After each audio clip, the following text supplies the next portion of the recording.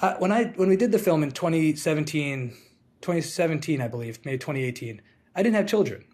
And then shortly after, I now have two kids. And now when I've rewatched that scene recently for a thing I was doing on another project, and it just hit me so different being a father, having two kids and just thinking about my kids running out saying, "Dad, don't go, don't go." It's it's interesting when you do different films at different times in your life and how they kind of affect you.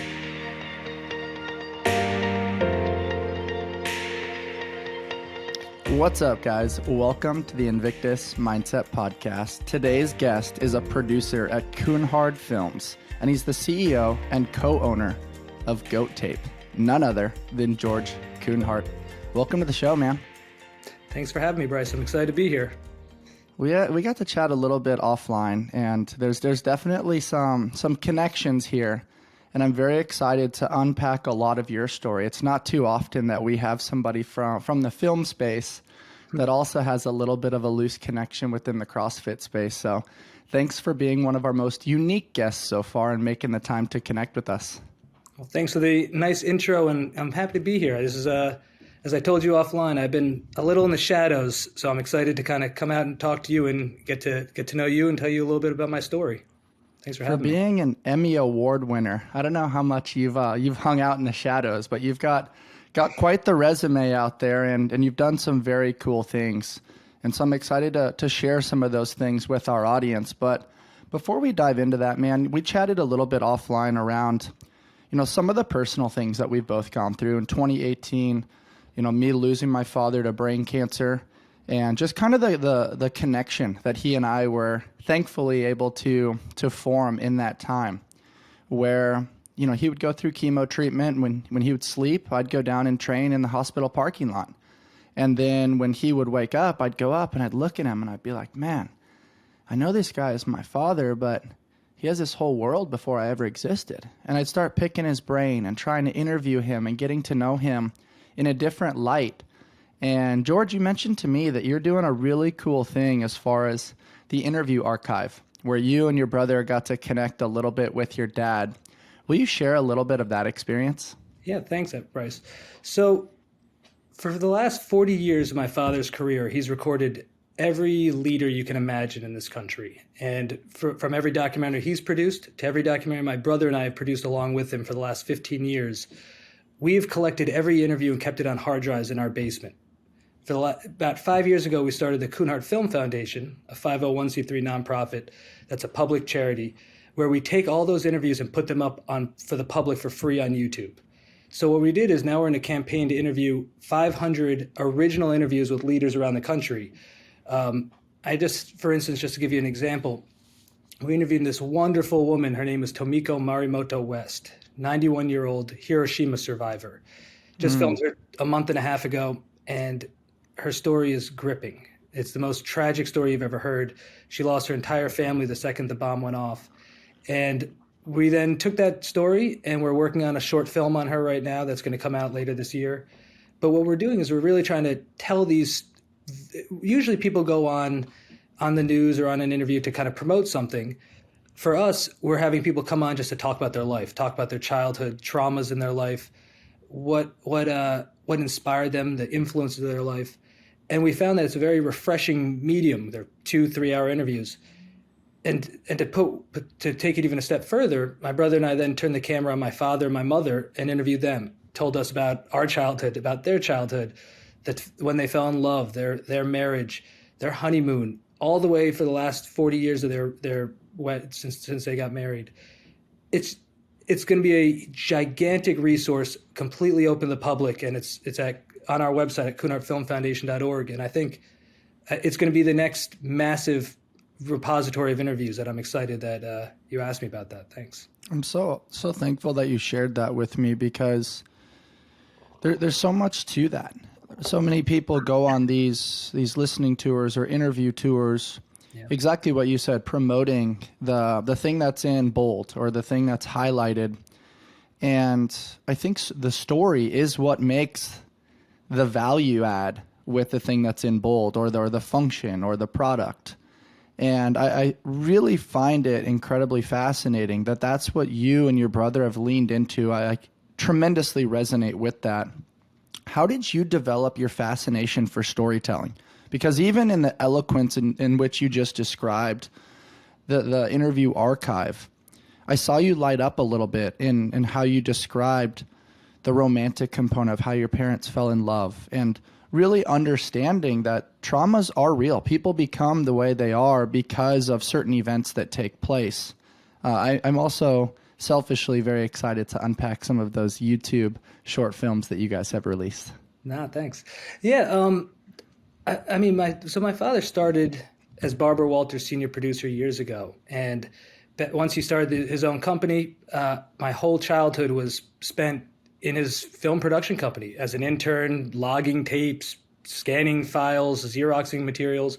So my whole life has kind of been surrounded by documentaries and surrounded by firsthand account testimonials of interviews. And to even take it back, it's funny. Usually people my age don't have such a lineage story, but 5 generations ago, my great-great-great-grandfather fought in the Civil War, and he kept a diary of everything he did. He was a Union general, and he kept a diary of everything he did in the war, and then he passed it on to his son, who went around the country illustrating his diary.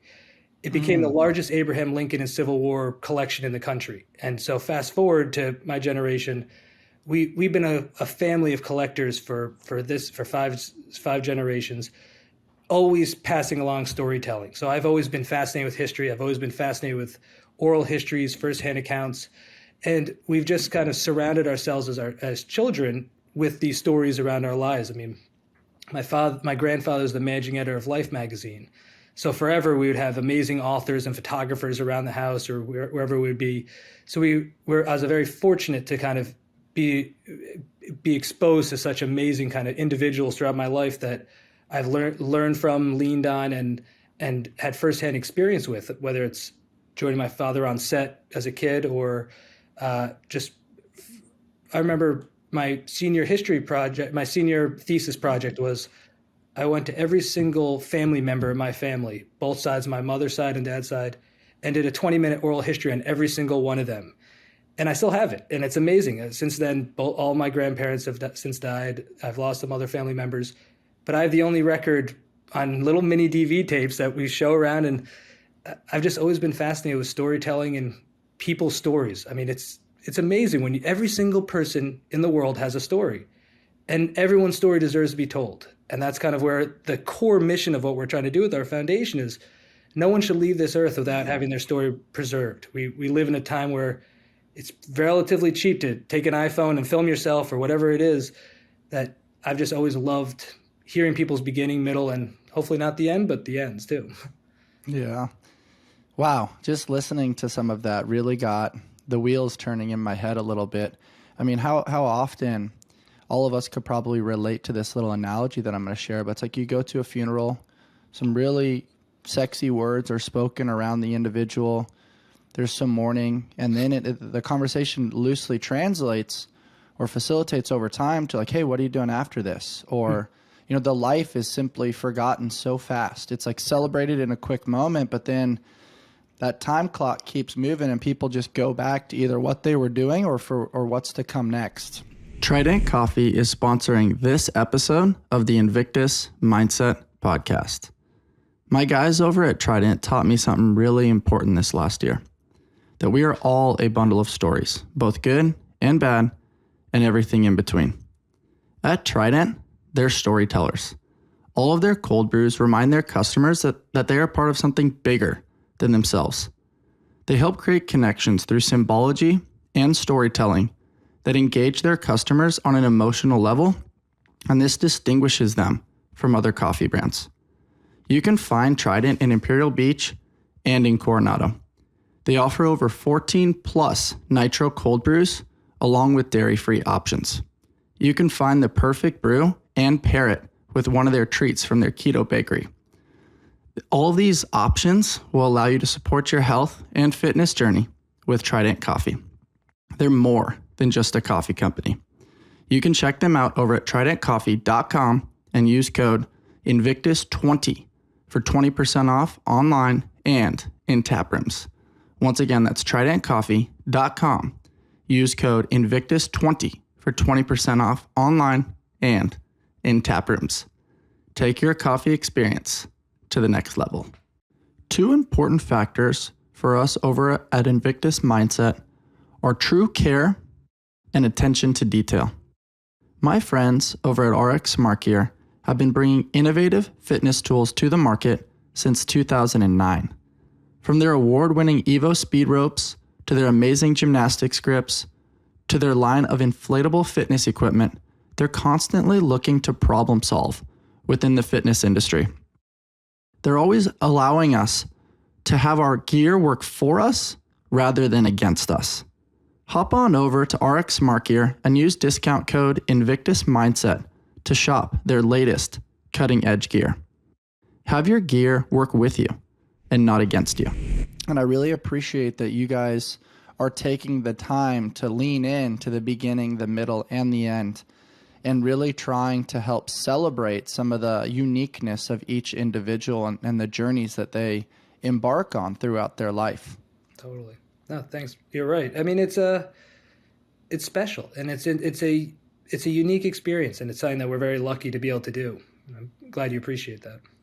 As you've observed the world of storytelling over time, we've seen stories change, right? If you read two different history books, the lenses that are provided, I guess modern day, the clickbait associated with storytelling, things get maneuvered, manipulated just a little bit for popularity. What are your thoughts on the concept of storytelling in relation to this social media data analytic world where things are definitely getting maneuvered a little bit, and we're hearing Rogan talk about yellow journalism and some of these things where things aren't totally truthful. What are your thoughts on that arena? Look, it's a hard space to navigate right now. But when I put stuff up on YouTube through our foundation, it's interesting.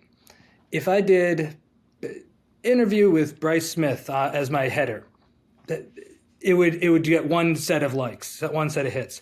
But I said interview with Bryce Smith, and then just add some salacious title along with it. It could go viral, and it's a very tricky thing to navigate as we're doing this because we're trying to get our content out there to a wide public, and there's temptation to make things either clickbaity and salacious. But I personally, I can't stand it. I like to keep thoughtful, truthful, and keep the integrity intact for what's supposed to be out there.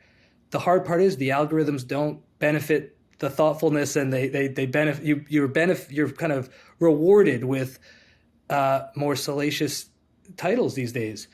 So what we've been doing a lot of is at least on Instagram and YouTube is writing paragraph form descriptions. We've learned that that's kind of the way to get the most amount of SEO hits and clicks out of our content.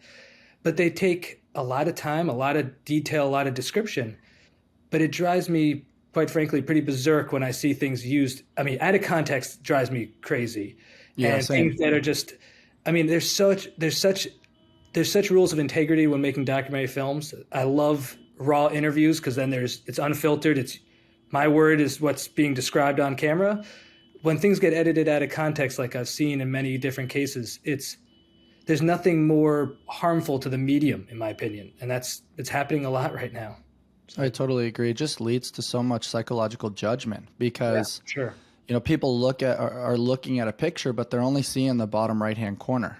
Yeah. As opposed to like the entirety of the context, what the specificity of the verbiage and the unique language that's being used and how that plays a role into the depth of the conversation. And so often things are definitely taken out of context and manipulated because it's interesting when you look at computer or social media currency, right? At one point it was monetization, then people started talking about the value of time. And right now it seems to be this gamification of attention. Yeah. And, you could be doing things that are really low level, but if they generate that attention, search engine optimization, the algorithm, everybody wants to grab at it.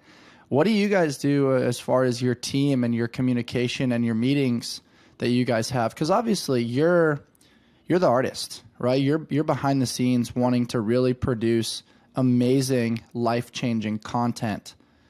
But then when you hand it over to your team and that there's probably a bridge or a process to release that to the world, what's your role in kind of the management and how you release? So it's interesting. There's three companies that we run. One is GoTape, which I'm sure we'll talk about later. There's the Kunhardt Films, which is the for-profit production company that we're actually in an exclusive contract with Apple right now. We're half of our content and we're halfway through our deal with them, and we've done a bunch of productions with them. And outside of that, we have the Kunhardt Film Foundation, which is unassociated with anything. We can produce we've distributed ourselves on YouTube and on Instagram. So in different models. So if it's for Apple, for instance, yes, we're the creative, we're the executive producers. We come up with the idea with Apple. We produce the content. We have many rounds of revisions back and forth and communication with us and Apple. Very thoughtful process. And ultimately, they decide when it's locked, and then we put it on air. And they kind of distributors, whether it's Apple, HBO, PBS, Showtime, whatever it is, Amazon, they'll kind of handle the release and distribution plan. Since starting KFF and doing the foundation work, it's brand new for us to actually handle the distribution. And it's very interesting. It's a new world for us. There's no real red tape. It's kind of, if my father, Peter, my brother, Teddy, and I are ready for it to be released, along with a committee of advisors that we work with in our team. We have 18 full-time staff members at that side of the company. We all pull together our ideas, come up with a game plan, and then ultimately it's up to us to decide when it gets released, how we release it. So how much advertising are we going to put behind it? A lot of what we do strategy-wise, it's interesting, is based on anniversaries. We're very big on dates. So I have a calendar every day of the year, and then in it, my archival producer, Jill Cowan, goes through, and out of all 365 days, about 180 or so are tagged with interesting things that have happened in the last 200 years in our country, around the world. Any riots, any presidential inaugurations. I mean, it crosses the spectrum. I'm a big New York Mets fan. I just got an alert that just the other day was the breaking ground of Shea Stadium being built. So it's funny things to also serious things. Mm-hmm. So moments in time, but also, and so we go through these, and then when we're programming all of our content, we try and tag it to an anniversary because there's inherent interest around the globe around certain dates. But a lot of times we just try to think about what interests us, how to brand it the way that interests us, and try and get it out there to as large of an audience as possible. It's interesting to navigate, though. I'll tell you, it's definitely a new, and it's constantly evolving too. It's not really going to stay the same for too long. So there's many moving parts. Well, that too. What led to you guys wanting to go nonprofit with the Kunhardt Film Foundation versus for profit? A couple things. One is just, as I mentioned, when you're dealing with a lot of distributors, anyone out there, it's they have a certain set of kind of what they're looking for exactly, and sometimes it aligns, sometimes it doesn't align. Being in the nonprofit allows us to kind of we're very interested in social justice documentaries and storytelling, and we're very interested in activism. We're very interested in moral leadership. That's what all of our stuff spawns across. So this allows us to kind of program the way that our interests are fully utilizing what we're interested in. It also is just a different approach for funders. A lot of people like to do investments and get a return on their investment with documentaries. It's a different business and one that we're not exactly interested in that per se. So we love the nonprofit world. We're comfortable in it. We have a lot of connections with funders and distributors. So it's just been a way for us to be able to raise enough money to keep the motion going, continue programming. And the other part of it is the biggest part of nonprofit for us is education.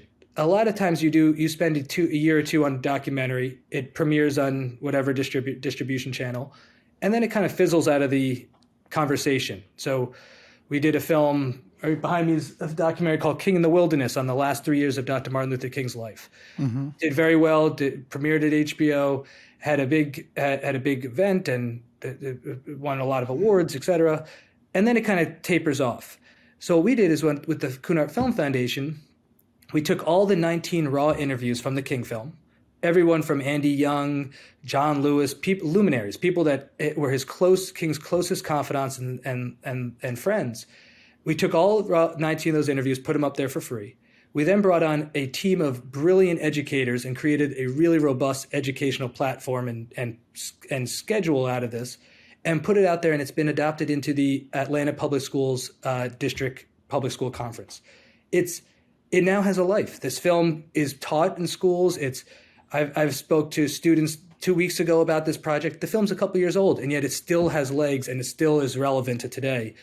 And honestly, that's the best part about being a nonprofit. In a for-profit, you don't have that ability. You kind of have to just turn the page and get to the next deal and get to the next film. But with the nonprofit, you can really lean into the education side of things and live with these films that took a long time to produce. And quite frankly, they're very powerful films that a lot of people poured a lot of heart and soul into. And it's sad when they kind of just come and go. So I love that they have longer lives by the foundation kind of giving them a second life afterwards. That's incredible. It's multi-purposing the content, so that way it's utilized for more than just entertainment. Exactly. Education, as you mentioned, inspiration, and then also providing a little bit more of a zoomed-in approach to maybe interviews that are gently glossed over in the totality of the film, but when separated and segmented into individual parts, have more emphasis. And so there can be greater takeaways and better understanding for people on the up and coming. And also, it's super cool to hear and see that you guys connected with some of the people that maybe don't get their name in the history books, but play a very special role in Dr. Martin Luther King's journey. You got it right, Bryce. I mean, Zernona Clayton, she opens our film. She was one of his closest friends, and she was also deeply close to Coretta Scott King, King's late wife. She opens the film by a really moving segment where she's running out. King is taking his car, driving out to go down to his last protest before he was assassinated. And she's saying, and she recalls a story of Dr. King's children's running out and saying, "Daddy, please don't go. Daddy, don't go. Please, please, please stay home." It's the most humanizing story, and we all know the ending of what happened in the story. This is hearing a firsthand account of the woman who drove with King to the airport to fly down to where he was ultimately assassinated in Memphis. And yet she's talking about how his children were sick of him driving and being on the road all the time. I mean, it hits you differently. And now that you can feel that as you describe it. It's amazing. And now it's so interesting. When we did the film in 2017, I believe, May 2018, I didn't have children. And then shortly after, I now have 2 kids. And now when I rewatched that scene recently for a thing I was doing on another project, and it just hit me so different being a father, having 2 kids and just thinking about my kids running out saying, "Dad, don't go, don't go." It's interesting when you do different films at different times in your life and how they kind of affect you. It's interesting. I'm just imagining at this time, holidays for you and your brother and your father growing up and what the ambiance and the scenery was, maybe some of the adults having drinks and you guys kind of running around, just incredibly curious with all the unique people in the film world that were around and a part of your family and a part of all these interesting thought ideations that I'm sure were formulated at such a young age. This episode is brought to you by HVMN, Health via Modern Nutrition. They launched the world's first ketone drink in 2017, and then in 2022 launched the version 2 of their exogenous ketone product line called Ketone IQ. I found that incorporating ketones into my morning routine increased my daily focus and energy. The beauty of this product is that you can stack it. It doesn't even have to replace your morning routine. My morning routine looks like taking the dog on a walk, hitting my daily shot of Ketone IQ, hopping in the cold plunge, and then finishing it off with a nice Trident coffee while I soak up some morning sunlight.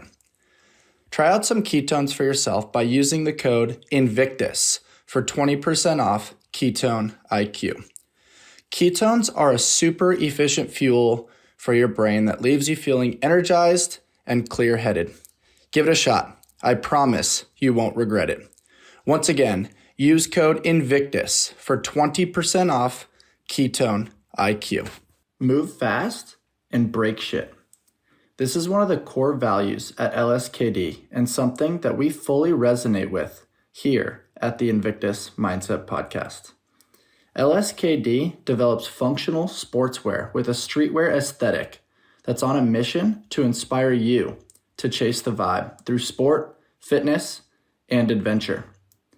Through my experiences with LSKD products and their team members, I have found a brand that I can call home that keeps me performing at my highest level through fitness and business. I train daily in the rep shorts and love the versatility they offer, so I can go from training at the gym directly to meetings, client consults, running errands, or preparing for podcasts. The LSKB vibe has finally reached San Diego, and we want you to experience it too. Go to us.lskd.co to start shopping today. We want to inspire you to chase the vibe. What were holidays like, and how did the wheels start spinning as you were growing up and approaching your journey at Wheaton College? No, it's interesting. So I'm the youngest of 4 kids. My oldest brother. I'm the youngest Peter, too, man. I knew there was more connection here. There you go. 4 kids in 5 years. So when I was born, my oldest brother was only 5 years old. He grew up, he now runs the Gordon Parks Foundation, which we've worked with a lot on some of our projects. They're amazing. Then my sister Abby lives down in Florida as a school teacher and has 3 daughters. Then my brother Teddy, who I produce with. And family holidays and everything going on with growing up were the best time of year. I mean, between Christmas, Thanksgiving, I have such fond memories of just lining up, getting ready to get my stockings with all my siblings, go downstairs, and it would be we would be getting things like behind the scenes ideas of different films that my dad would be doing. He would be filming us with his camera, and then we'd be doing like little projects and making little home movies out of it. And the cameras were always around in our life, and it was never kind of a thing where our father pushed us into this field. He always kind of said, stay away from it. He thinks it's a hard industry, which it is, and there's a lot of egos in this industry. There's a lot of people that, in any industry, there's always complications and difficult people to work with. Then there's the media world, which is very challenging. And then on top of that is a documentary world, which is kind of some of the hardest things to kind of navigate, because they're typically lower budgets. They're typically harder deadlines. They're all about real stories. So it was always just an interesting thing with, even rather than holidays, when we would be with amazing people in our lives and with our family and everyone, always being told, you may not want to go into this field because it's a very tricky field to get into. So we always had an interesting dynamic about joining the family company, because you go to any childhood's one thing, but now our holidays we all talk about work. It's so funny. I mean, it's not a bad thing. Every dinner, it's my brother, father, all of our families, and somehow it always gravitates to work. Work is always in the constant conversation, just inherently based on how close we all work together and how great a relationship our family has. It's so cool. It's almost like a gentle warning. Hey, be careful. This field can be very challenging, but it's also... It's like telling somebody not to do something. You kind of want to do it a little bit more. Yeah, that's the point. Right. And at that time, it seems like, I don't know, there's so much curiosity around the angles, the depth of conversation, how you get the person you're connecting with comfortable to want to share, and, observing body language to see what makes this person come alive? What do they really want to talk about? There's so many fascinating elements to the human experience. Which ones make this particular individual come alive? And it's super cool to hear how the wheels started spinning. What ultimately led you to Wheaton College, where you were the college's very first film major? And so that's kind of a cool angle as well. Yeah, so my oldest brother Peter went to Wheaton, and I followed in his footsteps. We all went to the same middle school, same high school. We went to a boarding school in upstate New York. And then Peter and I went to Wheaton College, and my brother and sister both went to Skidmore. We all kind of tracked the same way in our families. Pretty weird, but kind of very telling of our family. And I don't know, I loved Wheaton. I met my future wife there. And when I was there, I took a semester off and went to NYU Film School my junior year, worked with all the curriculum that we took there and brought it back to Wheaton and created the first Wheaton film major at the school. And now they have a pretty strong film program, which is exciting. Actually, tonight I'm doing a Q&A with the whole film program with about 50 or 100 students tonight about one of our films on Brian Stevenson, an amazing individual, and talking about the making of that film and how that process all worked. Again, that one's called True Justice, right? That's from 2019, your most recent one on HBO. I saw that. Oh, thank you. Yeah, that was an amazing film. I love Brian and the work he and the Equal Justice Initiative do. They're just unbelievable people. And earlier today, right when we started, I said I don't really talk to many people. It's funny that today I'm talking with you and I'm doing a thing at school because I really stay in the shadows, as I said.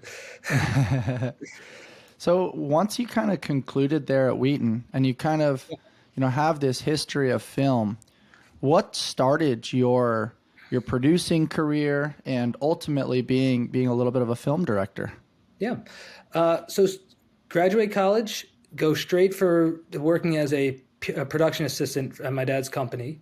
And I've only worked here. I've been here for 14 years straight now. I did the gradual rise where it starts off as a production assistant over to, after a year, to an associate producer, to a co-producer. And then by the 5th year, I became a producer on my first film called Living with Lincoln, which is all about our family's history and the story of Abraham Lincoln and kind of intertwining of the two stories, which is one of the most, it's the most personal film for our family. Also, just personally, it's my favorite film we've ever done. It was just the most amazing experience ever. And from there on, I've never looked back. I mean, we went through a phase of doing 2 to 3 films a year with HBO until recently when we signed with Apple, and now we're doing a couple of cool projects with them. Another Lincoln project came out last year called Lincoln's Dilemma, 4-part series on Abraham Lincoln, and we've been surrounded by Lincoln my whole life, if you can't tell. So he's very totally.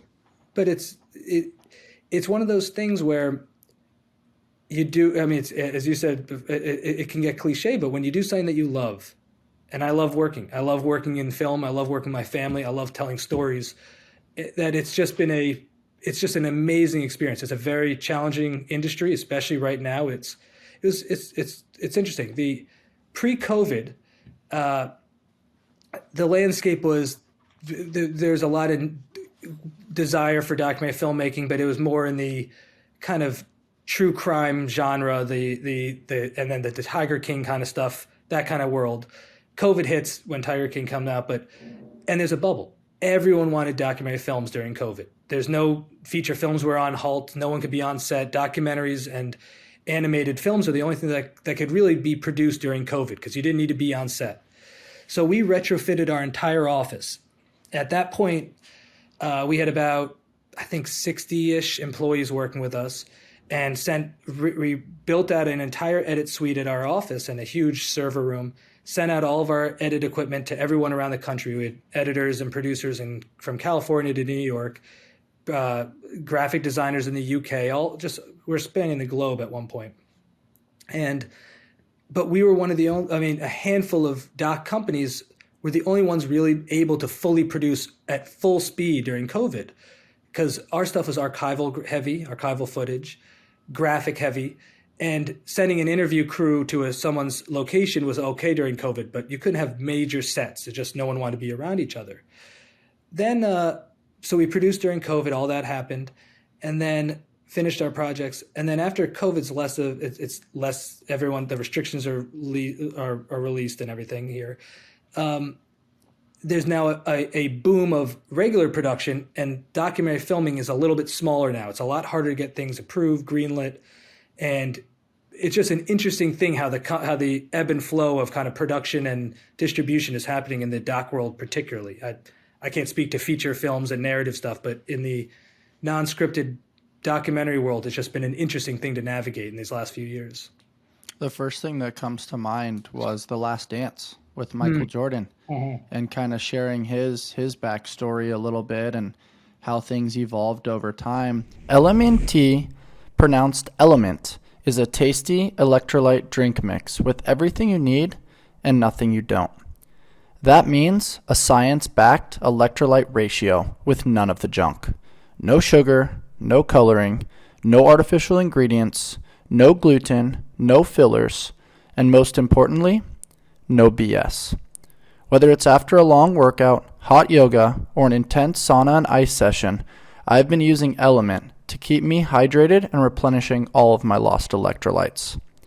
So many of us wake up chronically fatigued, and the antidote to this is salt water. Salt has previously been blamed for blood pressure issues, but new research shows that replenishing salt and electrolytes can lead to more energy, no headaches, a clear mind, and enhanced focus. Use the link drinklmnt.com/InvictusMindset to make any purchase of Element, and you will receive a free sample pack with all of the Element flavors. Once again, that's drinklmnt.com/InvictusMindset. In my gentle curiosity associated with some of these documentaries and the interviews that you guys conduct, how do you prompt the guest?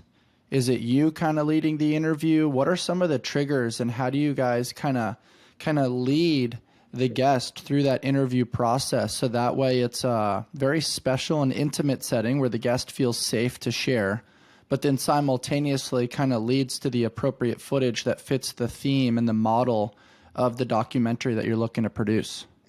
So there's many different ways. If we're doing a documentary, so for instance, the woman that I just mentioned before, I did the interview with Tomiko Marimoto. We went into it expecting it just to be a long interview just about her life. So I spent all morning with her. I'd been talking to her for days before, getting to know her and kind of just getting her comfortable with me and getting comfortable with her as well. We then do the interview, and as the interview is unfolding, we would take breaks, make sure she's doing okay. We'd have nice conversations throughout the process. And then we'd stay there and film with her throughout the day. And by the end of it, she just wanted to do another 2 days of filming, which was we couldn't do because it's expensive to continue rolling. But when there's different experiences where when we're doing a film on I'm just looking around, we did a project called John McCain, For Whom the Bell Tolls. And my father was the director of that project. My brother Teddy and my father Peter and I flew out 3 weeks after we heard about his cancer, after the project was greenlit. Spent all day with McCain, got to know him really well.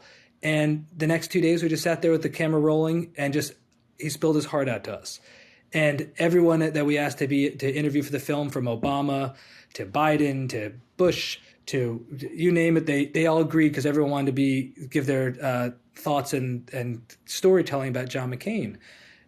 Some people open up faster, some don't. I mean, there's a handful of people that we would ask questions and they would just give one-word answers, even though they know that we're trying to have a conversation and get things going. But we really try and have some kind of thoughtful lead-in, small talk at first, and then really just try and our approach typically is we ask the really kind of easier, softer questions at the top, get them comfortable with us, and then we slowly, gradually get a little bit more. We're not like gotcha journalists, so we're never kind of going so hard that it's out of people's comfort level, but they're not so soft that they're just softballs 24/7. So we kind of have to gauge that thoughtfully.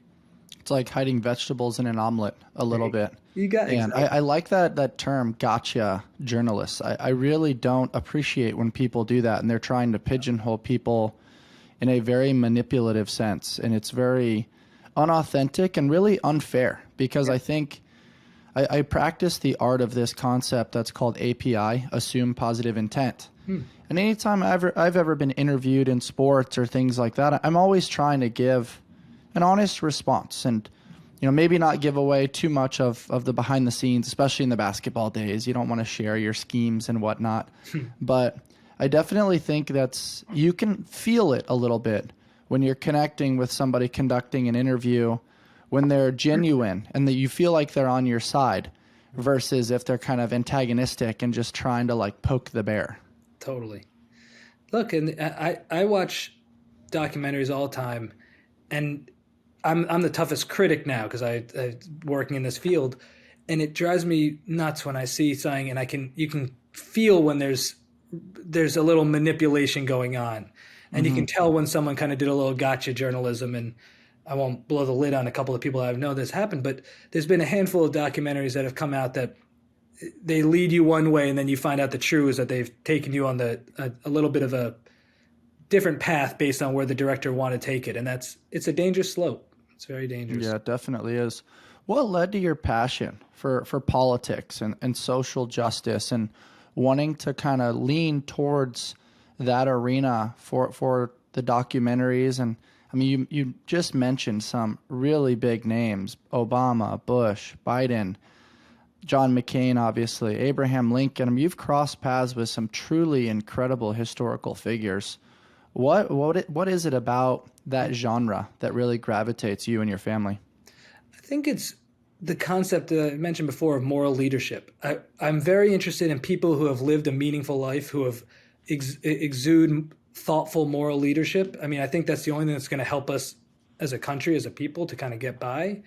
But politics, I don't really care about the nuance of law, of bills that people are passing, and the uber political side of things. I mean, I care about it personally, but when it comes to my documentary filmmaking, that's not our agenda. We're not trying to do political commentary and political documentaries. It happens that just the people we interview are universally interesting people to talk about. Anyone who becomes a president, there's an inherent interest in their storytelling. And I just find that fascinating. I like to understand what makes these people tick, what got them to where they are. I find, as most people do, success stories to be very interesting, but also people who have not been successful are interesting. I think there's such a wide spectrum. When it comes to social justice, I mean, I'm personally passionate about social justice oriented issues. I also had a huge influence with my wife. I mean, that's my wife's biggest thing is helping people who are underprivileged and need help. And her kind of personal side of things have really molded and shaped me and who I am. So I think it's kind of just inherent to who I am and what I believe. So so if you have a platform like we have, it's nice to be able to do good in the world, as at least we hope we're doing some good. Yeah, I love that. It's cool that you definitely have a passion for it and a passion to dig for it. And it shows. I mean, you guys are popping out content almost every year. And, these types of films take a long time to edit and foster the ideation and all of those things. Can you help maybe guide us through the grassroots as to how a project like this starts? You've used the term a few times, getting greenlit.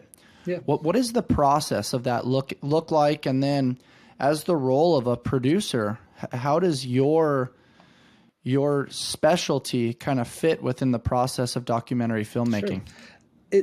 Everyone's different. Every film's different. Every project's different. Every distributor's different. So let's think. I'll use an example of, I'm looking at a poster on Gloria Steinem. We did a film years ago called Gloria in Her Own Words. To get that project greenlit, we had a personal connection by meeting with Gloria. Once Gloria was excited about the project, we asked her to be involved. Gloria agreed. We brought her name to HBO. We said to HBO, we have Gloria Steinem interested in doing the definitive documentary in her life. HBO. And what does that pitch kind of look like in that moment? Like in order to get the stamp of approval? Because I'm assuming people are going to give pushback and they're like, how are we going to make money on this project? I think certain people like Gloria, we did a film on Obama, we've done King. There's certain people that are just, the name recognition is inherent, that HBO or an Apple or whatever company will say, this name is so resonant to today, is so meaningful and so impactful that either the film will do very well, which we don't even know the back ends of all these films, but whether they do very well viewership wise, or they're just great for credibility. It's a nice thing for distributors. It's a stamp of approval. It's an important programming piece of content for them. Whether or not the film financially does well, I can't speak to that. But these films typically win awards. They typically get a lot of notoriety. And in those cases, from a distribution standpoint, that's a appealing thing for a lot of companies.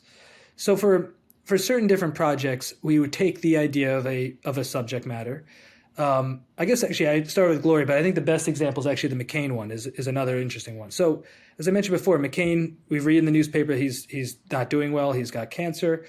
We talked to the head of HBO, was a close family friend, Richard Plepler at the time, and say, we think he would be a fantastic person to do a documentary on. Do you agree? And Richard said, absolutely. This is the perfect person. We need to get his story told.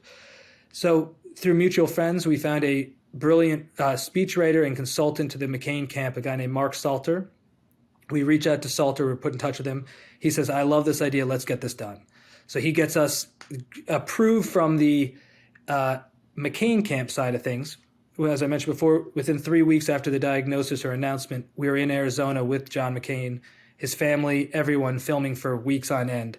And that's a unicorn of a project. Very rarely do the stars align that well. The amount of stories I could tell you about spending months and months on development, pitching an idea, getting it to a point, and then having a distributor say, we're not interested, far outweighs the success stories. But you just don't hear as much about the failures as you do the successes. Mm-hmm. But it's common practice in our industry. I mean, we'll before, I would say during the last 10 years, the majority of our films that we would pitch had a much higher success rate of getting greenlit, which means a distributor saying, we agree to this philosophy, we like this film, we are going to pay the budget, we will approve your schedule, and in X amount of weeks, we expect usually a year or so, we expect a deliverable of a final film in our hands. It's becoming increasingly more challenging to get that, just because there's so many documentary production companies. There's many fewer original ideas these days. So it's a crowded space at the moment. But that doesn't. We have our lane. We're doing great. We're happy with where we are. But it's definitely a unique time for up and coming filmmakers and trying to navigate the space, I would say. Do you have any concepts or stories that you went to pitch that you were so incredibly passionate about and truly believed in their success and the need to get production and share it with the world that simply just didn't hit and people didn't align with you, and there was failure after failure on the pitch that even to this day it kind of sits at the forefront of your brain that, hey, when I get the opportunity, I want to bring this story to the surface? All the ones I want to tell you, I legally cannot, but I would tell you in a heartbeat because I'm under contract not to discuss those, but there are some amazing ones that we've pitched that to this day we talk about because we'll see something relevant in the news and we're just like, if this film happened, it would be front page of everything we wanted to do. Yeah. Sorry not to get more descriptive for you, but they're very, that happens very often, unfortunately. Yeah. And that leads me to my next place of curiosity, and that's navigating some of the legal structure here. Yeah. And I'm sure there's potential non-disclosure agreements and all kinds of different legal jargon that maybe bleeds a little bit outside of the traditional education within film. Mm-hmm. How do you navigate that arena, and do you kind of just surrender to a team of lawyers to help steer your path? We definitely rely a lot on lawyers. I mean, we have lawyers negotiating our deals of each film production, any vetting, any releases and agreements that we do. I mean, we deal with a lawyer almost every single day in some capacity, just because we have so much production underway. But the most unique lawyer that we work with are called fair use lawyers. I don't know if you're familiar with the fair use laws, but in documentary films particularly, you'll pretend your documentary is an hour long, half of which 50% of it's archival footage. You typically license as much material as you can. So if you go to ABC News, you go to CBS, you go to Getty Images, and you download and you license per second the content that makes into the final cut. But a lot of times you find footage on the internet, you find footage from another project or something that you see online. And if the interviewee, John McCain, for instance, says, I was a POW in Vietnam, and you have footage that you found online of him being released as a POW, it clearly falls within what's called the fair use laws of America. So you can use that content, that piece of clip, without having to pay a licensing fee because you do your best effort to try and figure out who it came from, where it came from, whatever it is. And I'm making up this McCain example just because it's on my mind. But you then hire a lawyer called a fair use lawyer, at the end of the project takes a log of the entire film with the time code of every single fair use clip, syncs it up, and then gives you an opinion, a fair use opinion. And a lot of times they reject it, a lot of times they approve it. And it's a very lengthy, costly, tedious, exhausting process at the end of a long process of making a film. So it's just a different example of using a lawyer that you're probably not accustomed to, because usually it's just negotiating a deal or crew deal memos, NDAs, et cetera. But there's also the physical production side and the post-production side lawyers. So we're kind of surrounded by them all the time. It's just cool to hear some of the behind the scenes of what most observers or the consumers of your content are not aware of. Have you had any particular scenes that, for whatever reason, didn't fall within the parameters of fair use, and you're like, we have to remove that? And you're just like, man, but it added so much flair to that element of the documentary. Is the best example. So all of Martin Luther King's speeches, sermons are copywritten. His family, his kids own the copyright to all his words, his written words and spoken words, not in if he was interviewed on whatever show, on the Tonight Show, whatever it was, that's okay. If he was on news, whatever, but sermons and speeches, etc. So one of our most famous scenes in the movie is he's at Riverside Church in New York City giving his anti-Vietnam speech back in 1967, I believe. And it's an amazing speech. But the thing is, you can't use his words from the sermon. So how are you going to tell this story using the words that you're not allowed to do because they're trademarked? So we would use copyright, fair use law. So he would do a piece of the speech up to a certain amount you're legally allowed to use. And then we have other people like John Lewis, who we interviewed. He would tell the story of the speech, but then we'd interweave it with King's words that fall within fair use. And at one point in the cut, we went too far, and the fair use lawyer said, we're not comfortable with this. So we had to re-edit that whole section and redo it in a way that clearly fit within fair use, that it ended up sometimes being told no brings out the best in a project. Even though it's upsetting at first to hear this cut does not work, or you need to re-edit it, or something's wrong. Sometimes that pressure and flipping it upside down brings out the most creativity and the best product ultimately. So in that case, it became a better scene, even though we weren't doing it the way we originally intended. So that doesn't always happen, but a lot of times we try and think positively, even though it sucks at the moment. That gets me fired up, though. There's such an art to filmmaking, which is very fun to observe. What comes to mind is someone that uses their hands is probably some sort of laborer, somebody that uses their hands and their mind. Mm-hmm. There may be a craftsman, but somebody that uses their hands, their mind, and their heart is an artist. And if you feel within your heart that you're like, you know what? I think there's a better way to tell this story, and we can do it while navigating the legal laws of fair use and have other people share their recollection of the specific words that were used. Now it's almost creates enhanced reputability because it's not just coming from one person, but it's coming from multiple sources.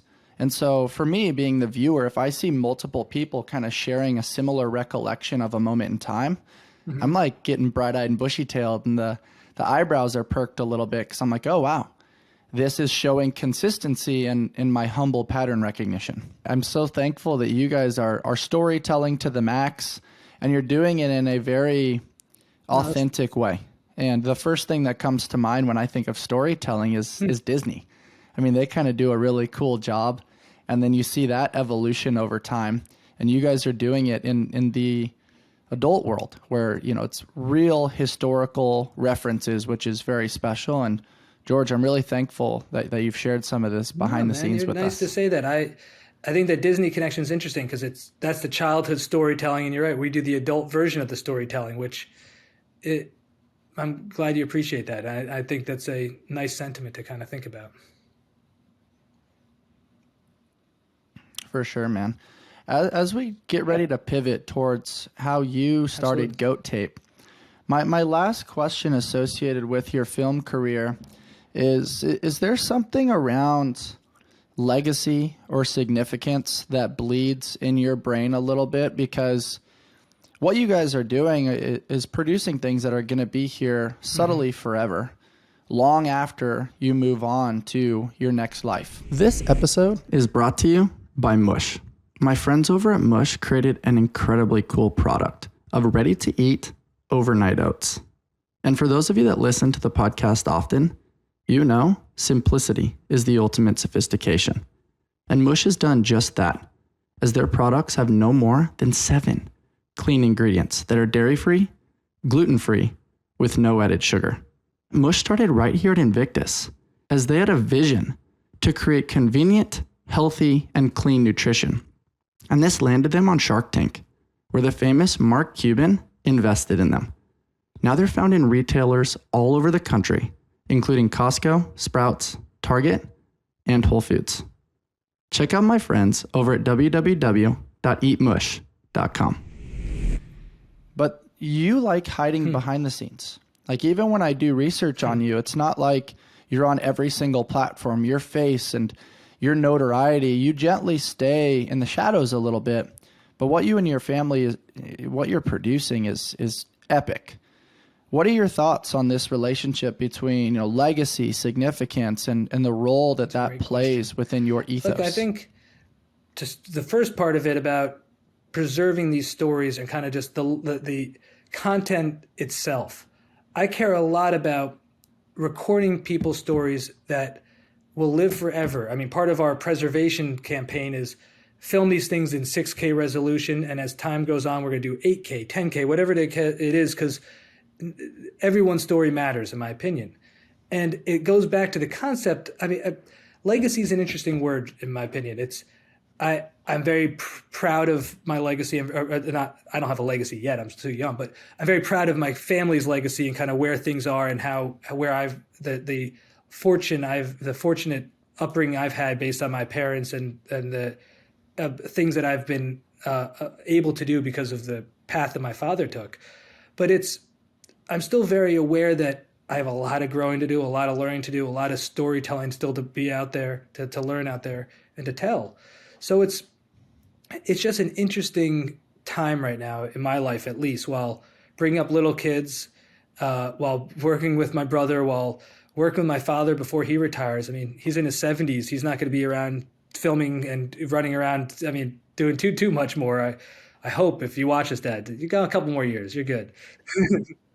But it's look, there's nothing that's more fun to me than working with my family. So it's just kind of a fun time in my life at the moment, which I'm happy by. That's amazing, George. Oh yeah, goat tape. So, goat tape, man. How did you find this connection in the CrossFit space and solve such a unique problem? Everybody's using thumb tape. Some people don't like the bulkiness of a wrist wrap. Traditional athletic tape, when mixed with sweat and chalk and whatnot, loses its sticky context and texture. How did you guys think of this unique idea, and what's your relationship to the CrossFit space? Started back in space? 2011. Two buddies of mine, Jim and Emmett, we were at a gym together. They kind of came up with the idea and then said, look, George, before we ever printed a first tape, anything had ever been done besides just the concept of it, said, you're in the film business, media, can you come join us and help us out, try and figure out a way to get this product made and get out there in the world? So I said, sure, let's do it.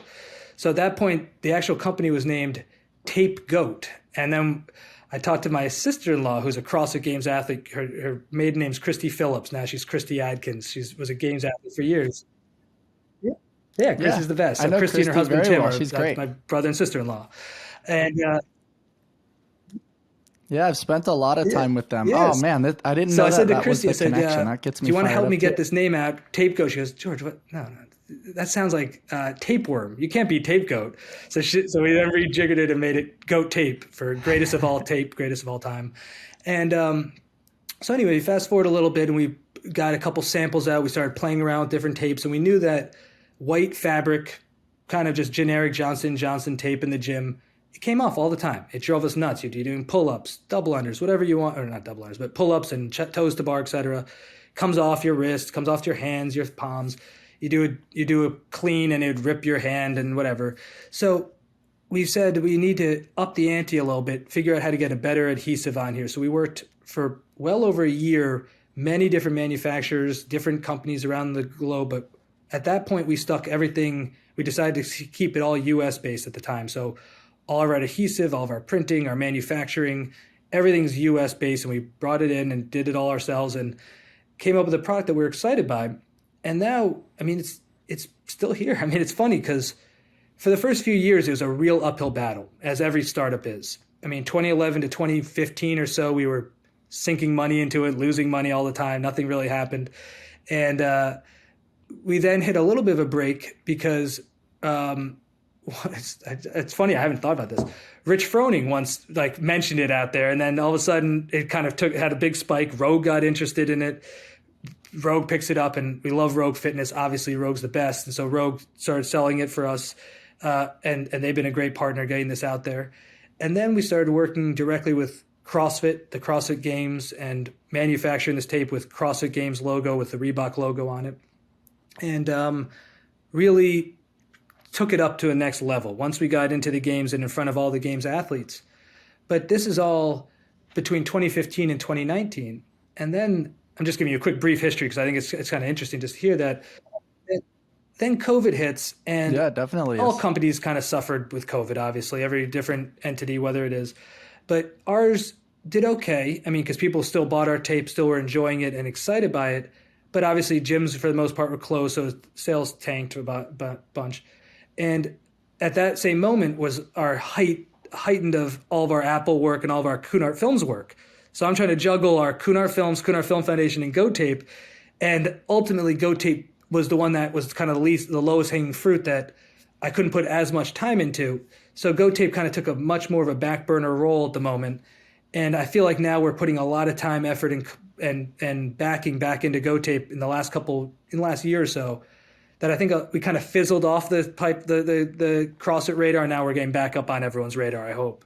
It's just kind of an interesting trajectory of how we've been formed. No, it's very cool, and it's a very honest recollection of the journey, right? Like any startup has tremendous challenge in the beginning, but I also love that the ideation came from true problem solving. What's a problem that you see in the gym? You know, what's your vision as to how you can bring this cool product to the market? How do we enhance the adhesive so it's consistent across all the different rolls of tape that you guys produce? And then how do we get it into the right hands to prove reputability so that all athletes can use this product as opposed to just huge. those I mean, at the top? so I run GoTape again with my brother Teddy, who does the Kunhardt Film stuff, and our other partner Logan Adler. The three of us are the main people that run it together. And quality control and manufacturing you're only as good as your product. You're only as good as the last roll of tape in, and it's very hard to keep. I mean, we're printing and producing thousands and thousands of rolls, and a day and every couple of weeks. And so when this amount of content and this amount of product is being manufactured daily and shipped around the country and around the world, I mean, we're in many different countries around the world, and the biggest presence is by far America, and then Canada is their next biggest outlet, and then Australia. Those are the three big ones for us. And it's hard. I mean, you'll get complaints that my roll's not sticky or this happened. So we're very honest about, look, we're sorry. We've done a lot of a thorough QC, but if a tape is not sticky enough, we always send our customers free tape immediately. We pride ourselves on customer service and being, look, ultimately, we're athletes, we're customers of our other companies. We know what it's like. We're not trying to do this to make a killing and get out there and do our thing. We're doing it because people need to protect their hands. They need to protect their wrists. And I think I know our tape is the best one out there, and I know that we're going to help people, and people swear by our tape, which I'm proud of. It's just such a funny little company. I don't know. It just makes me laugh. It is. It's also just such a unique connection to the other avenues and the other things that you're involved in. I also think it's important to note that there's variables in production and design and transport, really, especially with the word adhesive, that are associated with environmental factors. Probably when it's colder, it's okay, but when it's hotter, that adhesive might change a little bit in its transport. And that's cool that you guys honor that and recognize some of the variables that may diminish the product or the quality, and then take ownership for to then replace the tape, or at the very least have a healthy conversation with the consumer, funnel that back to your team, and then just use it as a data point to then improve. Even this morning, I saw a customer wrote on one of our Amazon channels saying the roll was not proper, was a little too loose of the adhesive or something, and Amazon wrote back saying we apologize, it was stored in the wrong facility, and something along those lines. Just the concept that where it's stored and the humidity level and the temperature level, that affects it so much with our product. So we try to, I mean, it has a long shelf life, but it depends on Absolutely. how it's stored and where it's stored. Yeah. Well, it's a cool thing, man. We definitely carry that stuff at Invictus. It's a huge help for us throughout the year. And definitely, I mean, I'm a thumb tape guy. Definitely keeps my thumbs protected. And I mean, we all know shooting a wall ball, right? Like you'll have the thumb tape on for some sort of barbell piece, but then you go to the wall ball and like the sweat on the flick of the thumb, all of a sudden that tape flips off. It's very common. And I definitely know that my thumb tape stays on when we're using your product. So thank you guys for creating something very cool that's problem solving for knuckleheads like me in the CrossFit space. You got it, man. Well, you'll be happy to know. You're the first to know, but we're now developing a new stretch tape that's going to come out in times for the games. We're going to be out at the games this year, and we're going to be launching a brand new goat tape stretch tape. We're still in the testing phase, and we have to really. I mean, I stand by our tape immensely, and when we get into, we take our time developing and coming out with new products. This one's going to be amazing. So we're excited to launch this in a few months. So you'll have some things to try out when I get it out. I'll ship you some. I look forward to it, man. A little stretch, make it nice and moldable and malleable to the contours of the skin. Super helpful. What are some of the projects that you're working on between, maybe the rest of the year on the film side of things? Is anything at the forefront of your brain that has you very excited right now? Well, I alluded to it a little before, that the woman Tomiko, the Hiroshima piece. I'm diving full into this. It's an amazing story, and we're working on a series called the Interview Archive Originals, doing a handful of short films that are 15, 20 minutes long of influential people in the country, but unknown stories. And Tomiko's the first one that's going to come out later this year. That's the priority at the moment, is building out this series. I have a couple projects that I can't talk about, but there's some you're going to, as soon as they come out, I'm going to send you a link, Bryce. You're going to love it. There's some really compelling stuff that we're going to be coming out later this year from us. Please do, man. I'm very appreciative, and I definitely look forward to that. Last question, man. If you were sitting on a park bench and you could communicate with anybody in history and tell their story, who would that person be?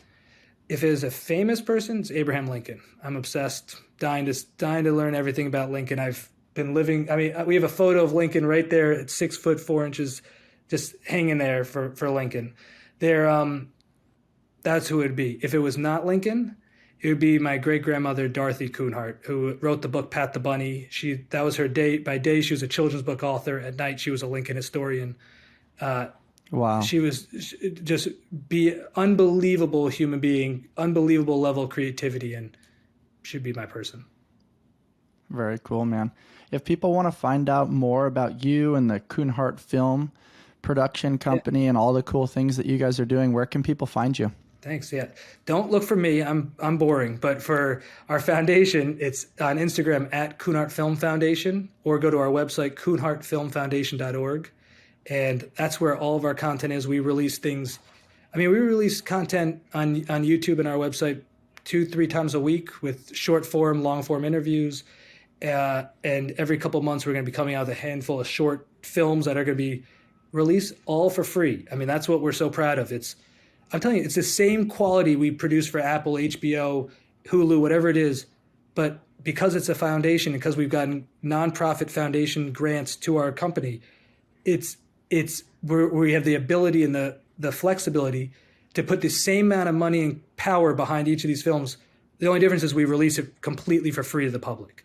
So it's just a different model. That's so special. That's so special and so cool. And we talk about legacy. Yeah. You're putting some things out there that are really going to educate, motivate, and inspire the world. And I'm just so thankful to take a gentle peek behind the curtain today. And for our listeners and our observers on YouTube, if you enjoyed my conversation with George Kunhardt today, please rate, review, subscribe, and share with your friends. George, thanks for doing this, man. I look forward to crossing paths soon, hopefully at the games this year. Yeah, definitely, man. Thank you very much for having me. I look forward to continuing conversation with you. Take care, man. Until next time, guys. Are you over 35 and in need of a solid training program? Are you looking to improve your athleticism and keep up with the younger athletes in your CrossFit gym? Then look no further than our Invictus Masters program. This program places year-round emphasis on mobility and stability exercises with movements that we have seen directly benefit our Masters athletes. Our program is led by Nicole DeHart and offers a training program designed specifically for Masters athletes who are looking to compete at a higher level in the sport of CrossFit. Some of our top Masters athletes in the world train with us, including CrossFit Games champion Kevin Kester, Matt Beals, and Pat Sprague. You can learn more about their stories and the Invictus Masters program by checking out their episodes right here on the Invictus Mindset Podcast. If you'd like more information about the current training cycle or to join the Invictus Masters program, please email Nicole at invictusathlete.com. That's NICHOLE at invictusathlete.com.